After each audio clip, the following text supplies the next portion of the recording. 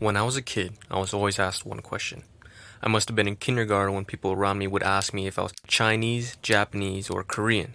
It didn't really bother me, but it definitely would always bother them when I reply. I was born in the United States. That wasn't the answer they were looking for, but it was the truth. I wasn't lying. And after some back and forth, I'd eventually finally tell them that my family is Chinese. But it wouldn't feel fair because the other side of my family is Hispanic. It felt unfair not because I wasn't giving them representation, but because after everything that I worked for to get to the United States, dodging dictators, finding jobs, and leaving home just to have their legacy erased by someone who didn't feel like listening. It felt like I needed to explain my entire ancestry in order to feel like I told them the truth, but by the time they had already gotten their answer, they already stopped caring to know the rest. I'm not the only kid who grew up this way. I'm the child of a black father and a white mother. People would ask me when I was alone with my father if I'm okay and if I know this man, as if a parent can have a child that doesn't look like them. In school, I struggled to find friends. I'd think to myself that I'm too white to hang out with the black kids and too black to hang out with the white kids. People around me would bombard me with insults, and with my two backgrounds, people's arsenal of words and insults to use against me had doubled. One set of words to insult my father's side, one set of words to insult my mother's. For the friends I would have that wouldn't judge me by my skin, my hair, by whatever features I have that may leave them questioning who I am. Their parents definitely would. They would wonder to themselves, why didn't his parents just keep to their own, as if I didn't know what they were saying, but I could read it by the way they looked when my parents would drop me off at my friend's house, because they see my skin before they see my heart, unlike their child who knows me for who I am.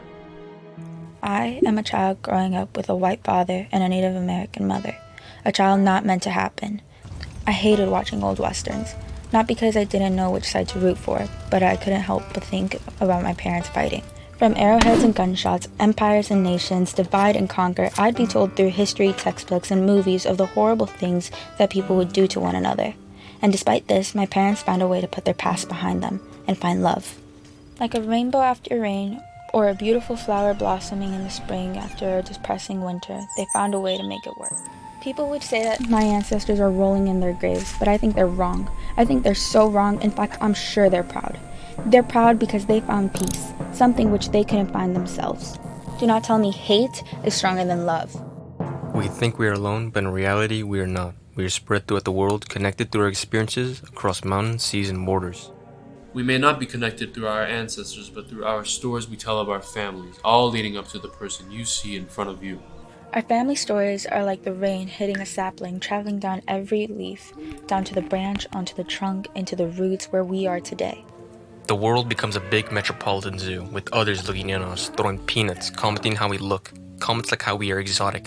Exotic like we are rare, like we are pets, like we're meant to do cool tricks, and if we do what we're told, we be given treats. But the only characteristic we share in common with that of a zoo animal is that of a lion. We are proud of who we are. But all of this is just what we are told. And if those words that others tell you penetrate into your mind and you no longer see anything beautiful within you, look from a new perspective, a perspective which puts you in the light, one which doesn't discriminate or tell us who we should be. Find a new perspective no matter what, because we have been told we have been the best of both worlds. Because maybe you were subject of jokes among your friends. Maybe you had difficulty filling out forms which asked you for your race, which only allowed you to pick one. We're not old, forgotten knickknacks left on some dusty old shelf. And if some way we are shining trophies given to ourselves for constantly pushing through and being ourselves, not what we are told to be. We are not just mulattoes. We are not just mestizos. We are not mutts. We are.